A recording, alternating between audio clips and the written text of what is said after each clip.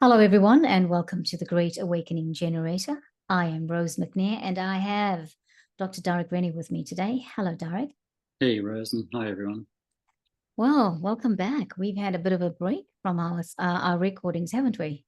We have some of them unexplained, like Victor, no, wherever it was, they had to cut our power off for a whole day on Friday when we were last planning this. So. That's right. That's right. It's good. But anyway, this is it. We can always make room for changes like that, for life happening. Absolutely.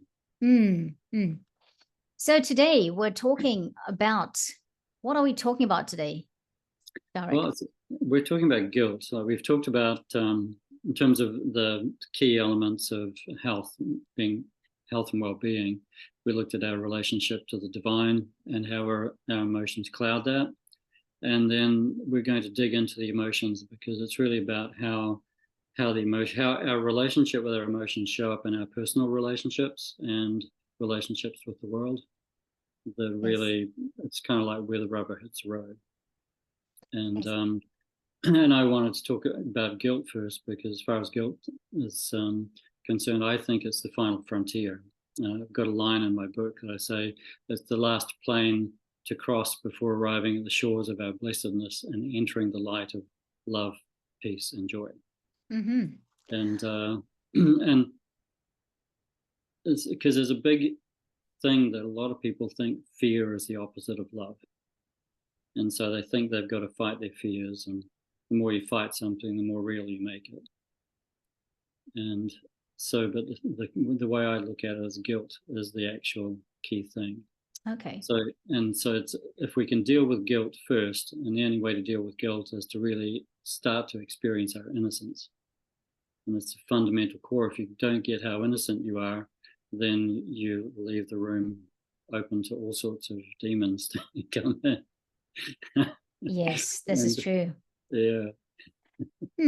And you had a thought there? No, I think carry on. I would just like you to give it a good platform, just give it a good explanation, and then I'll ask my question. I thought you were ending that explanation, but carry on, please. Okay. Well, I brought up a quote from A Course in Miracles, even though I don't dive into it regularly, I still, I've spent 20, 30 years with it. So yes, probably 30, actually 82. No, it's 40 years. I keep missing. Wow. Okay. It's good to miss a decade or two. You should be okay. Yeah, we're coming up to 70. Sally's 70 this year, and I'm 70 in a year and a bit. And it's like a milestone to get close to that age. So good age. It's a funny thing to be going on. But so this is the quote anyway. It says, "If guilt is hell, what is its opposite? Do you believe that guilt is hell? If you did, you would see at once how direct and simple the text is." That's the text of Course in Miracles. And you would not need a workbook at all. As you know, the workbook is less than a day for 365 days. Yeah. So they're saying if you realize that guilt is hell, then you wouldn't need the workbook at all. So it all boils down to that. So no one actually it goes on to say, no one needs practice to gain what is already his. So you don't need to practice innocence. It's already yours. It's about awakening to the realization of it. Yeah. And the last line of that quote is, "Your holiness is your salvation from this," meaning that that's the idea of guilt. Wow. That if you can acknowledge your holiness, your blessedness, a lot of people say, "Oh, God bless you," but God's blessing us all the time. So rather than arguing for it or trying to get it, you have to acknowledge that you already are. Yeah, having an inherent right to it. Yeah. And even inherent right seems wrong to say because because we're talking about a right to it. We have a right to it. It almost sounds like we're trying to justify it, but actually that's the only way I can put it. But I think it's there. Yeah, there's a difference to having a right to something and it being something that is just inviolable. Yeah. You can't get rid of it. No. Even if you want to, God's not gonna let you not have it for whatever reason. Yeah, it's like I had a really big experience around guilt when I was younger. I just left medicine and we'd gone on a boat trip with somebody, and I explain this more in my book. But there was a situation where I would normally have felt really guilty with. And I remember thinking, and when I'm guilty, I just don't look at you. Put your eyes down, you hide away, try to make yourself small. And at this point, I didn't do that. And I remember looking straight into the other person's eyes that I had that experience with. I could feel really guilty about this. And it was like, I just looked at her eyes, and it's like 2 bolts of energy. She'd been fuming for a while. And I just looked into her eyes, and like 2 bolts of energy just came out of my eyes straight into hers. And I felt like a physical pulse. Wow. And she completely calmed down. And so that gave me the experience of innocence is a real thing, and it's not just an idea. That sense of innocence pervades, and if we can portray that to the world, then we can heal the world. Definitely. Do you find innocence is something that we want to hide? If we try to, as we get older, something, I think the norms of society almost bring us to the point where we should not show our innocence. We should not feel, we shouldn't be real and be vulnerable. I don't know if innocent, I'm using all these words. I don't think, I hope that articulates this better, because we have to put on this front. We have to show braveness or cover ourselves, block ourselves off, and things like innocence. And that's where innocence can get lost. I think if you have to put up a front, then you've lost it already. Yeah. And it's a thing of taking the front away. So it's dropping through the anger and the vulnerability to get to the innocence. Yes. And that's where I talk about the idea of navigating the landscape. Yep. So if guilt is the final frontier, I took that line from Star Trek, obviously, the final frontier. And so if guilt is the final frontier, then how do we actually enter, like if you imagine a long plain or a big mountain range, whatever frontier you imagine ahead of yourself, of guilt. Is it a long dry desert, pits of hell, or is it a frozen mountain range? What is it? But in order to navigate that, you have to actually get into it. And a lot of us, we actually don't get into even the frontier of the don't get into the landscape because we're too afraid of it. We really don't like feeling guilty. Yes. And so we'll do anything to avoid it. And I say that so the 2 gatekeepers of the if you think of a gate with 2 posts, the gatekeepers I call fear and anger. So anger is really easy to appreciate. That if I'm angry at somebody, I'm often just wanting to blame somebody, and what's that? That's making them guilty. So rather than feel my own guilt in a situation, I'm trying to make someone else feel guilty. It's almost like sorry. Go on. I was going to say it's almost like taking responsibility away from self.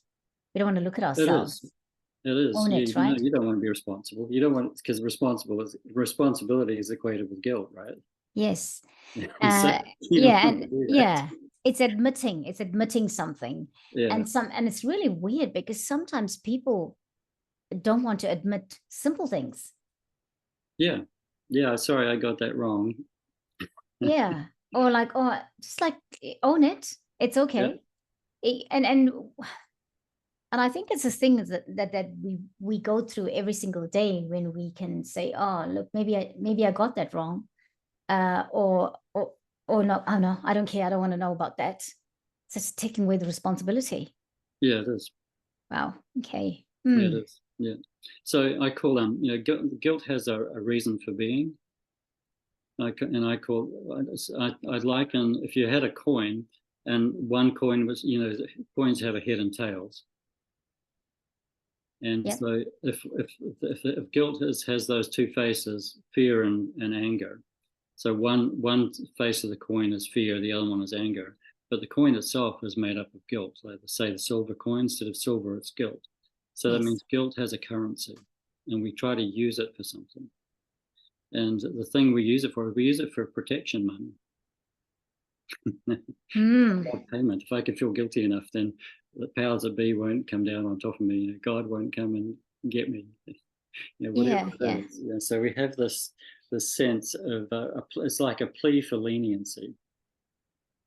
And so once we get to feel it, once we get below the anger and the fear, then we get to feel the guilt, and then we have to realize, oh, I'm doing this for a reason. Yes. And yeah. And on the way to that, we do have to, if you're angry, you tend to be blaming someone, and that's called projection. You're projecting something that you are doing onto someone else.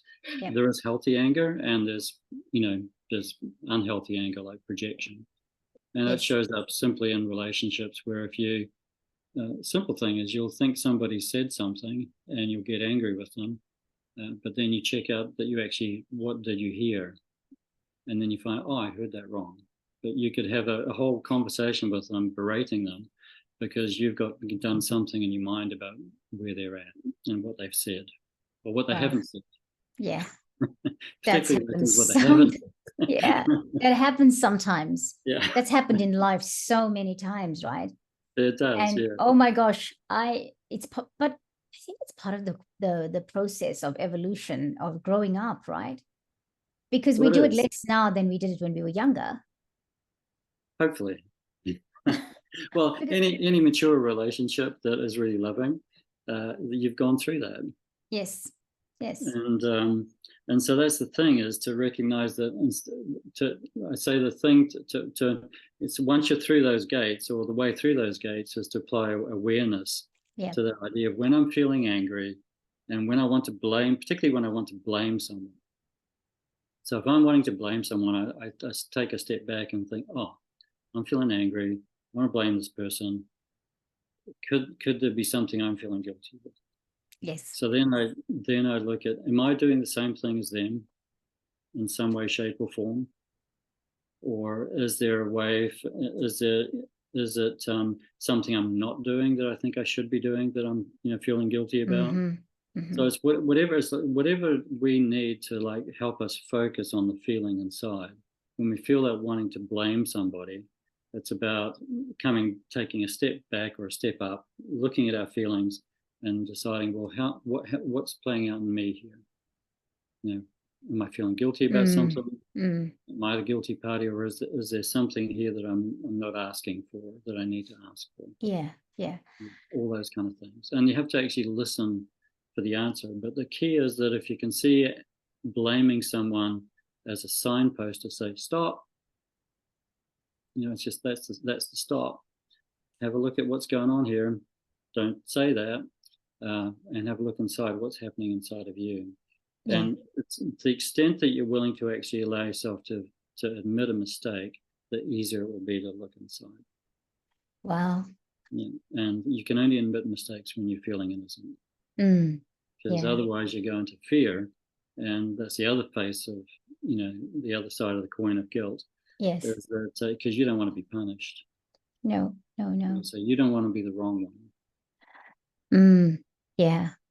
It's vast, because it's like, I'm thinking about it at the moment, and I'm thinking, oh my God, how many times do we do this? How many times, even I know for myself, like sometimes I blame the dog for something, and oh my gosh, because it's big, and and we have incidents sometimes, for example, that we're walking on the street and then he wants to chase a cat, and then I might fall over.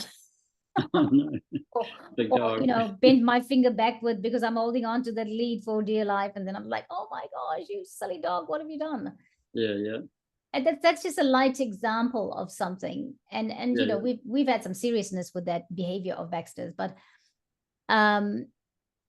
it's knowing when to stop the broken record, isn't it? That keeps blaming this thing, or like how quickly, like for example, I use the Baxter example. How long do I hold a bare grudge and blame him for the fact that I might have a sore finger, or comes into that, doesn't it? Yeah, and also maybe about needing to get a puppy training. He's had puppy training. He's even been to like a workshop where he stayed with the trainer for 3 weeks. Oh gosh. Yeah, so he's got a mind of his own. Very much so. He's more a dragon than he is a dog. But anyway, that's another time for another story. But that was another story. Time for another story. It's a story for another time. But it's just like when you say that, I'm thinking about that as an example, and I'm thinking to myself, gosh, I still have a lot of work to do. Yeah, it's about puppy training and dog training. That's a big thing. It's and it, sometimes I think people only have dogs to have someone to yell at, gives them permission to yell at someone in public. Yeah, it does, but you don't want to. I know I don't want to. No. I don't want to be yelling at my dog, but I know. Well, sometimes I have to. Yeah. I've yelled at. Here he is. I've There yelled he at is. my little guy sometimes. Look how cute he is. Hello, you cutie pie. I Oh wouldn't my imagine he gosh. needs to be yelled at sometimes. But it's just that whole thing. But the thing is not feeling guilty about yelling. It's like it's like I need to handle this better, but I just need to not feel guilty about it as well. Yes, that's true. And if you did it in that moment, because quite often, coming back to the dog example, and you know this too with walking your dog, things they see we can't see, and they respond, they react, and we have to. If you're caught up in the moment, you will react, rather than respond, and it might not be your best moment, but getting over that is okay. Is to get past that and say, because I know, I think, I could have done better. What must other people think? Oh my gosh, they must think I'm an animal abuser, or like because I've said the F word too sometimes, and loud, because it surprised me, it shocked me. I went hurling across the across the pavement there and all of that. So it's just like, okay, in that moment, but we have to get over that, and we have to realize that it's okay to do that too, because we're not set up all the time for everything that's coming at us, Well, I think that's the key thing about innocent. We need to feel innocent about feeling and expressing everything. Yeah. And sometimes you're going to be loudmouthed and furious, and other times we're going to be recalcitrant. And it's just, it's about not feeling guilty about any of it. Because the guiltier you feel about feeling angry, and we'll cover that more in the anger section, the harder it's going to be to get to the innocence of anger. Yes. Wow. And I think it's very important what you do with after the feeling, how you carry it. And this is what you're saying, right? You're saying, well, what we do afterwards. Yeah, I suppose acknowledge that you feel guilty, but are you going to carry on feeling guilty?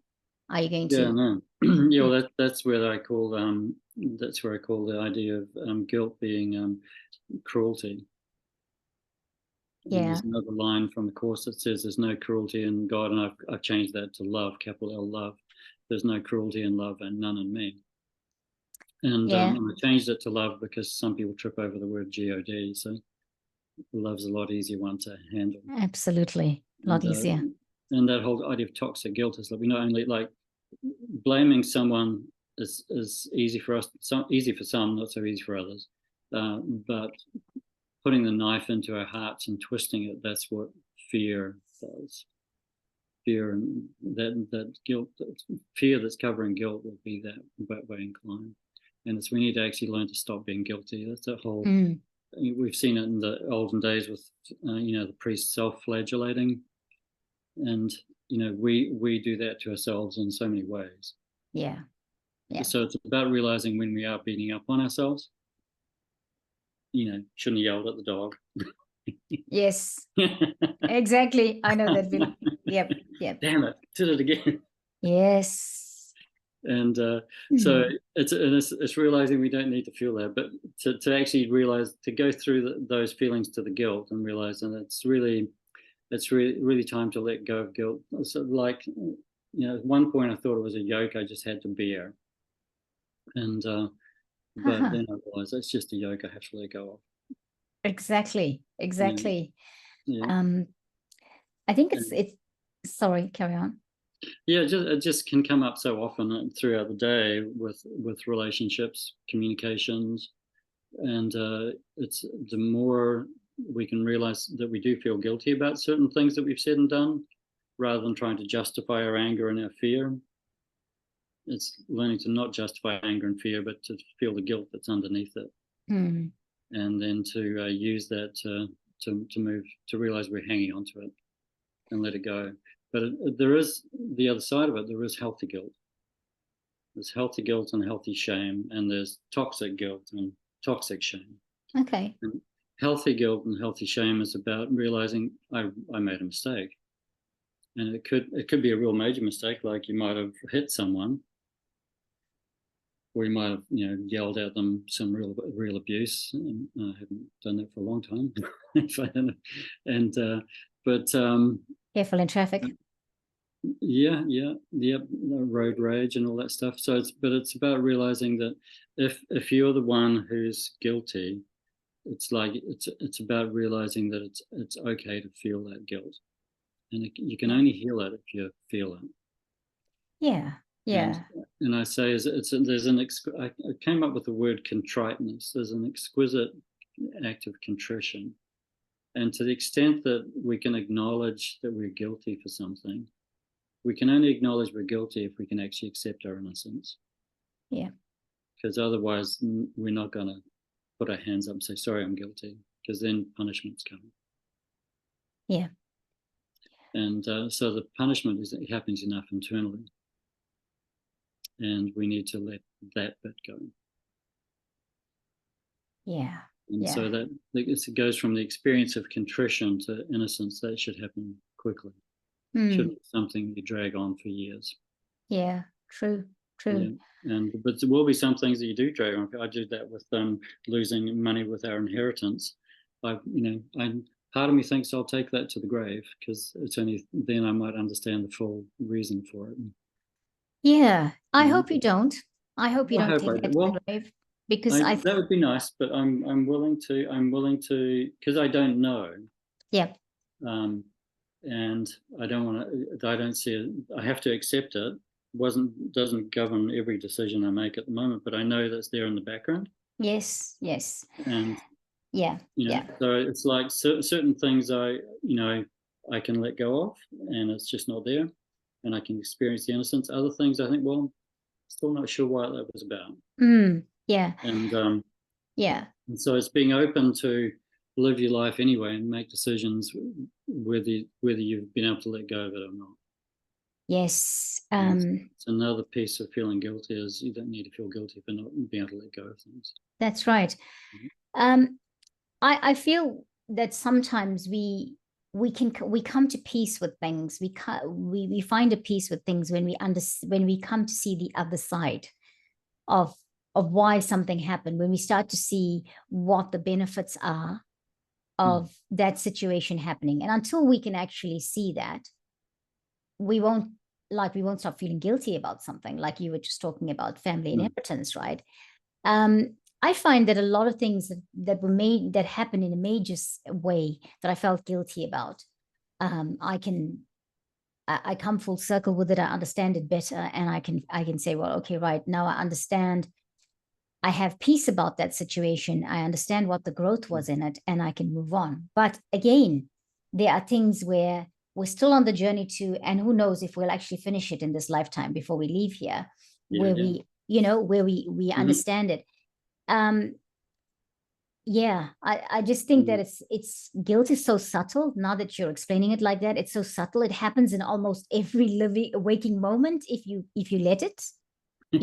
Every action you take, and if you're gonna, I have a thing where I'm always psychoanalyzing my actions. I always reflect on it when I can, and even if I forget at that moment to think about something that was significant, when I lie in bed at night and before I go to sleep, my guides will bring it to me to show me that I needed to go to do this, that if it is important for for greater good or whatever, right? But I just find that just listening to you talk now, that guilt is in everything, and it's so subtle. And you have to think about, hey, am I going to keep carrying that's big burdens for small things, Yeah. Yeah, that's exactly it. And it's becoming aware of it, where you can actually start to then focus on innocence. But you've got to, I found I've got to bring that into my attention consciously. If it's not there, if I don't feel, because at times I feel innocent and just I'm able to, enter into a communication that's going on from that point. And other times I don't feel that innocence, but I can bring it to my awareness. Yeah. So that's the thing. The next step really is to, just to ask yourself, if I wasn't feeling guilty right now, what would I say? Yeah. What would I say and do? Yeah. If I was feeling innocent right now, what would I say and do? So sometimes it's easier to say if I wasn't feeling guilty, and other times it's easier to say, well, okay, I'm innocent, so what would I like to say and do? Or what would innocence say here? Yeah. Wow. Yeah. And so it's about bringing that awareness of that into our everyday interactions. Okay. Yeah. Okay. And Yeah. there's a thought that, some people have this thought that we have to go back into the past to get rid of our guilt. There must have been one moment where it that's why we're so guilty now. Yeah. I can promise you that's a never-ending journey. Absolutely. We'll never finish then. We'll be constantly on the mission. Yeah. So, Yeah, go on.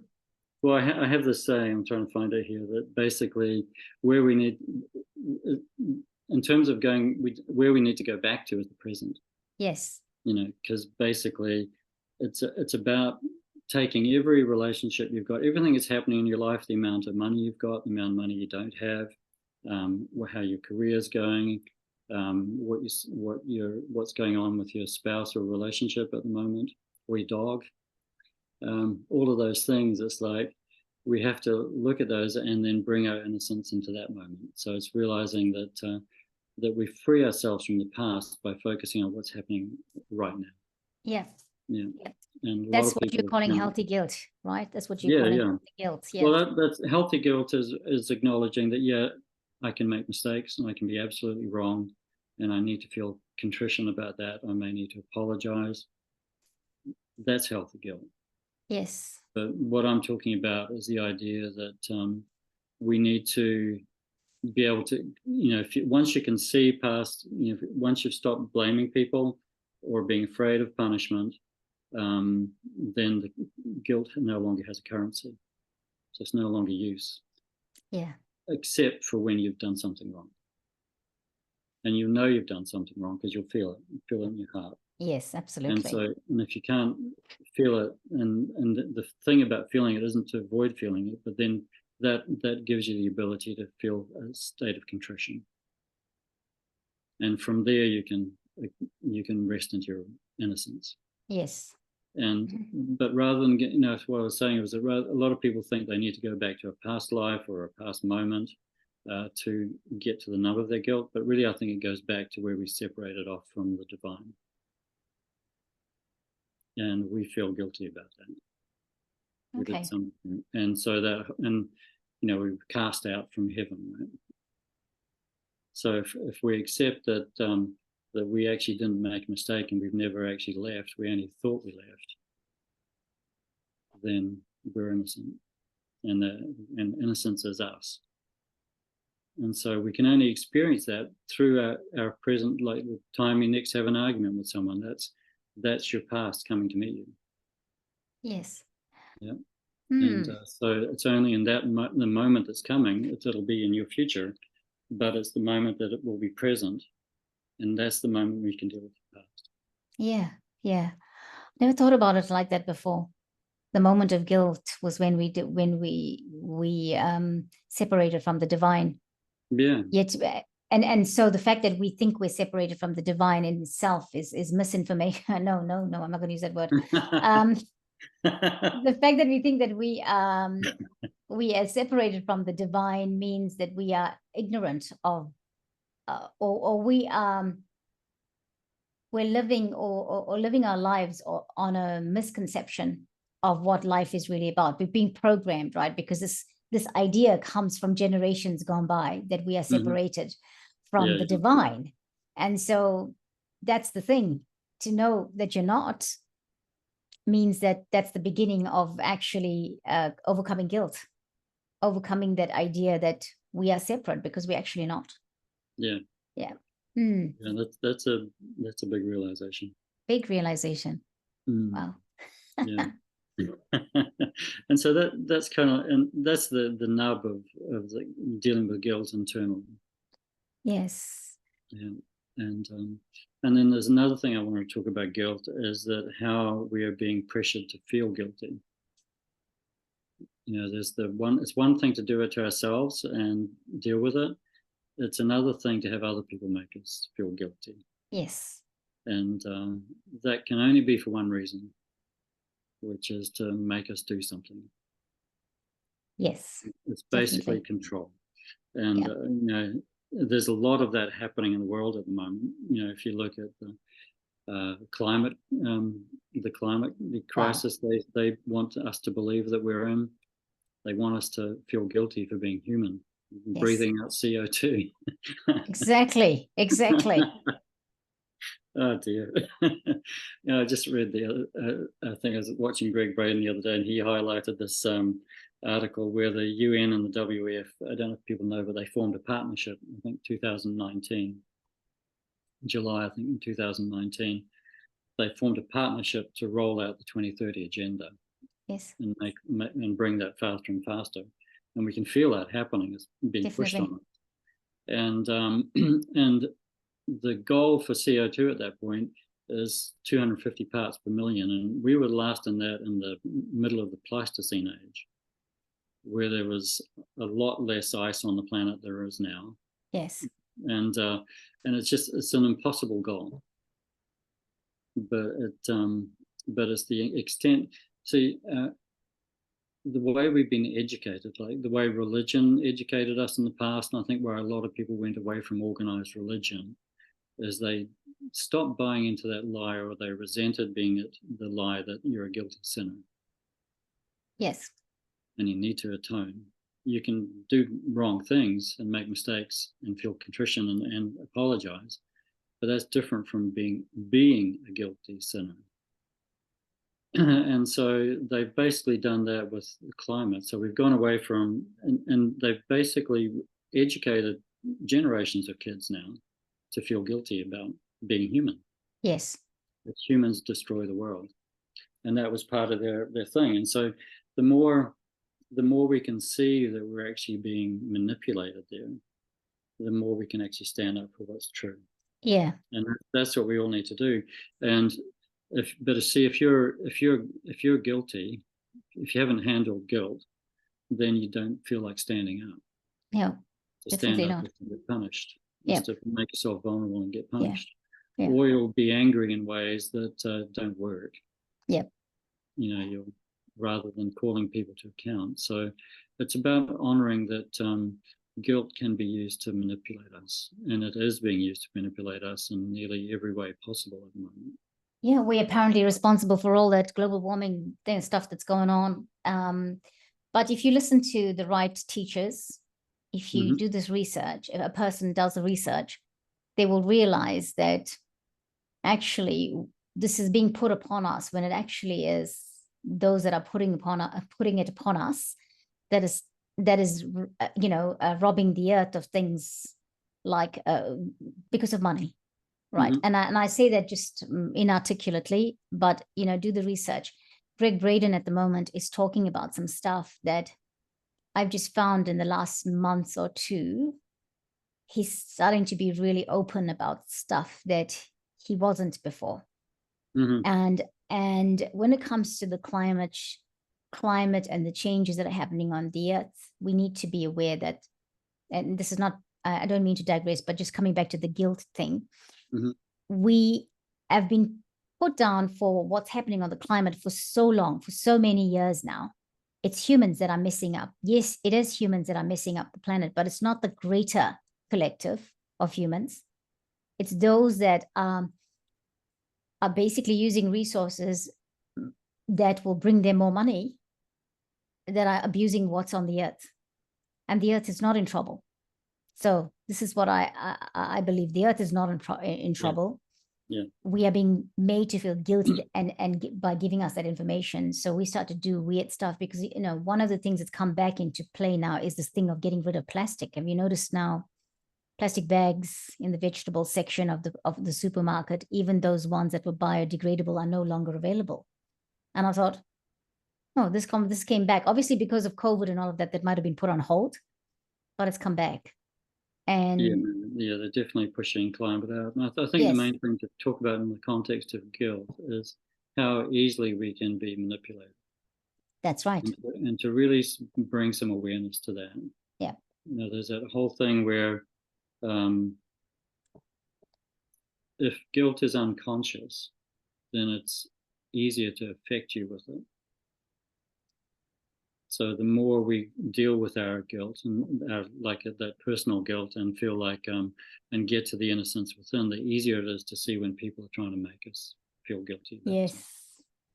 Because once you've had a more profound experience of innocence, you're not so easy to play anymore. But as long as you haven't addressed any guilt inside, the easier it is to manipulate you. Yeah. And so that's where it all comes back to. We each need to come to that point in ourselves where of realizing our connection to the divine and what we're here to do and say. Wow, makes me think we have a long way to go to get there. Well, I think Greg and other people are pushing out, being a lot more upfront with it, their feelings now, yes, because they realize the urgency of the matter. It is urgent, very urgent. It's not us that put 2030 on the map. No. And so they're pushing hard, and they're organized, and they've got unlimited streams of money to push it. Yes.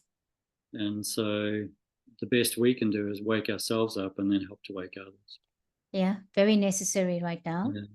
I mean, like even when you think about the narrative we had around the pandemic and COVID, a lot of people did stuff because they were made to feel guilty. If they didn't, they could be the cause for other people getting unwell. Yeah, it's exactly the same thing. Yeah. And so, we need to remember that we cannot go blindly believing and trusting everything that's coming through. We need to check in.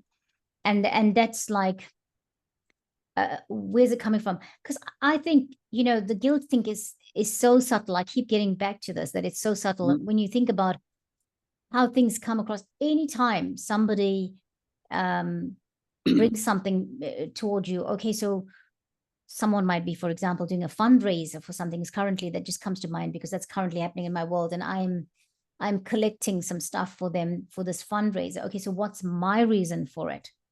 And the fundraiser is actually to support victims of human trafficking. And I'm thinking, well, okay, so why, now that you're talking about guilt, I'm thinking, why am I helping this? Well, I'm helping this because I'm trying to make sure that people get a better, get to live a better life, live on a platform of life that's better, what they need, right? But I question, well, is there any guilt in there? Well, what could that be? What kind of guilt could that be? I have horror when I think about somebody going through that.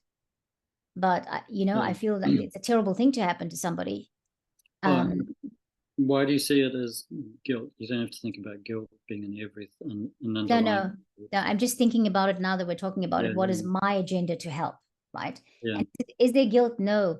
If there was guilt, it would probably be because I'm sorry that somebody went through that and they shouldn't have, and I feel guilty. Maybe I didn't go through that, but then I'm not supposed to go through everything everybody else is. But I don't feel guilt. I just feel I want to support somebody to get on with life and make their life better. Yeah. And that's something we all want. We all want the truth to come out. Like I say, we can handle the truth. Everything else will drive us nuts. That's right. And the truth is coming out a lot now, isn't it? Even about that aspect. Gosh. It is. Yeah. Yeah. And I read a book. If people that want to read it, there's a book called 180 Degrees by a guy called Fergus O'Connor. And it's about everything's like 180 degrees different to what you've been told it is. Wow. And he takes some really big issues and lays them out from a point where you can actually say, oh yeah, I can get that that's real. And because of this, I can get that that's likely real. And great little book. And why was I saying that? It was because we're being lied to about nearly everything these days. Absolutely. Climate, COVID, and to the extent that we don't address that, that's the extent that life is going to be harder in the future. And it's in our faces. It's not like it's hidden anymore.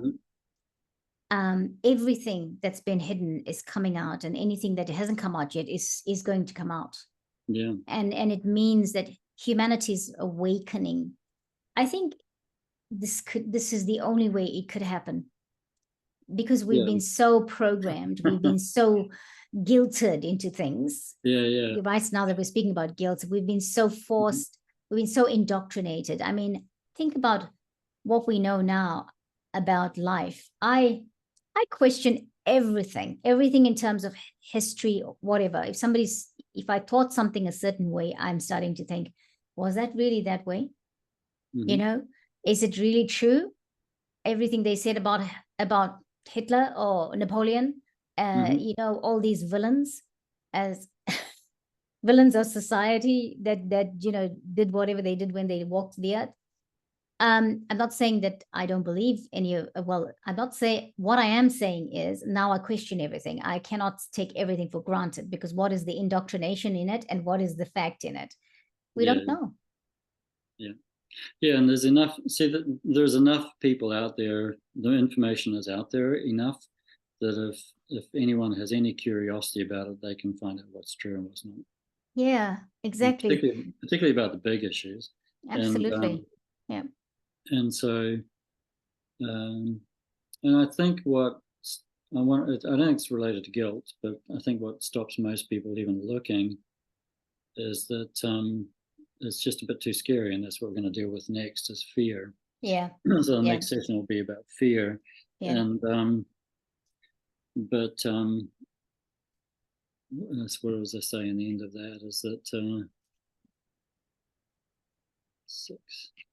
You talked about religion, climate change, and cancel culture, and what cancel culture, belonging. Well, that cancel culture makes you guilty, right? Yes. You shouldn't. Race, colonization, gender. You're not allowed to think that way. No.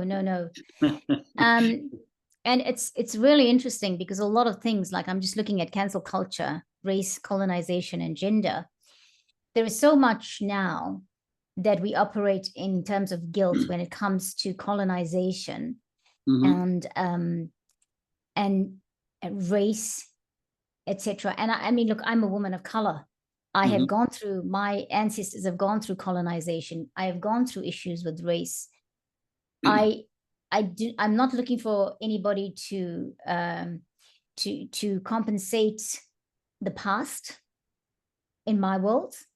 You know, carry guilt and compensate the past. What I would really prefer is, from here on, let's do it on a footing that is not, it's exactly what you said. It's saying about being in the present. What do we do from here on, from right now? You know, and don't bring those memories and the belief systems and the programming of the past to how you treat me today. Let's go for today being the day that we are equal, that I am me and you see me for who I am, more than the race and the colonization nonsense that happened, right? But, well, as the course says, grievances hide the light of the world in us. That's right. And certain races have been taught to fester their grievances. Exactly. And there's powers that shouldn't be are actually fostering that divide and conquer, and they're using grievances to do that. Absolutely. So we need to be aware of that.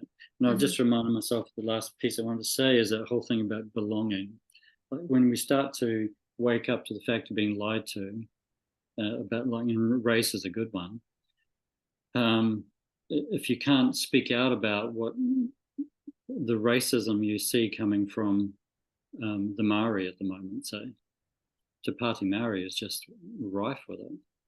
And so Te Pāti Maori, for those people listening outside of New Zealand, is the Maori party in New Zealand. Te Pāti means the party. and so we often don't put our heads up and say, sorry, I don't agree with that, because we think we're going to get cast out. And that's where we go right back. Belonging takes us right, the sense of wanting to belong and not wanting to ruffle anybody's feathers comes up out of that whole original experience of separation from God, Goddess, all of those. So, and we don't want to do that because we part of us feels guilty. And so we must feel like we deserve punishment.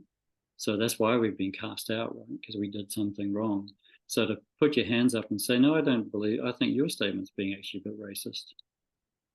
Yeah. No, I don't think Pākehās did that bad a job. American people, that's white New Zealanders. Pākehās, the Maori word for white New Zealanders. And and so, but we don't do it because we don't stand up because we're terrified someone will kick us out. Exactly. That whole sense of belonging. So it takes us right back to that moment of being cast from heaven. And we can only stand up in the face of that if we understand our innocence. Absolutely. And the innocence of our ancestors and theirs. Yeah. Yeah. So, wow, that was quite a topic. I feel like guilt is something that is so vast and very thought-provoking about, okay, whenever I make a choice or when I'm thinking something, or I tell myself to behave better, what perspective is it coming from? Is it coming from guilt? Is it coming from, not behaving like my mother told me to, so I'm feeling guilty now that I'm not being a good girl? All of that sort of thing. So yes, Darag, thank you so much for your time. What else more before we go? Well, that was it. It's really, back to that original quote that from my book, that it's the final frontier, that we need to really get across it. And well, basically it dissolves. The more you realize your innocence, that there's no frontier, because you're never separate. There's never a place to go to find heaven, because heaven's where you are. Yeah. And you won't, as the Course in Miracles quote said at the beginning, is that guilt is hell. Yeah, wow. And if we realize that, then innocence is heaven. Yeah. And that's what we need to practice. It's and don't buy into anybody telling us we're guilty. Yeah. Yeah. It's got to start with self. It's got to start with every day. It's got to start with the moment in the present. And I think it will, the more we do that, think about, I know it's hard to think about everything we're doing, but quite often we will, beat ourselves up about something we did or said. Well, think about where that comes from.